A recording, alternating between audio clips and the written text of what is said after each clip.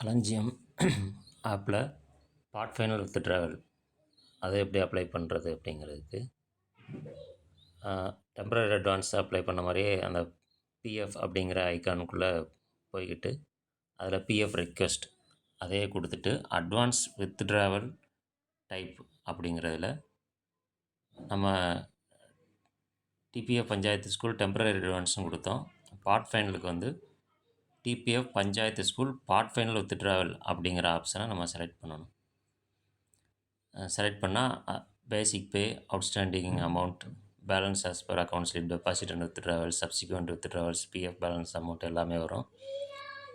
இதெல்லாம் நம்ம டிஃபால்ட்டாக அதுவே வந்துடும். நம்ம எதுவுமே எடிட் பண்ண முடியாது. அதுக்கீழே ரெக்வெஸ்டட் அமௌண்ட்டுன்னு இருக்கும். அந்த ரெக்வெஸ்டட் அமௌண்ட்டில் நம்ம பார்ட் ஃபைனல் எவ்வளோ கேட்குறோமோ அந்த அமௌண்ட்டை அதில் போட்டுறணும்.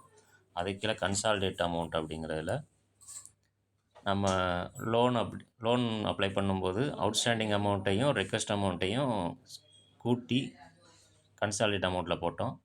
பார்ட் ஃபைனலில் பொறுத்த வரைக்கும் அந்த இதுக்கு முன்னாடி வாங்கின லோனை வந்து நம்ம இங்கே காட்ட போகிறதே இல்லை. அதனால் ரெக்வெஸ்டட் அமௌண்ட்டு 4 லட்சம்னா அதே 4 லட்சத்தை கன்சாலிடேட் அமௌண்ட்டில் போட்டு வேலிடேட் அண்ட் ரெக்வெஸ்ட் கொடுத்துட்டு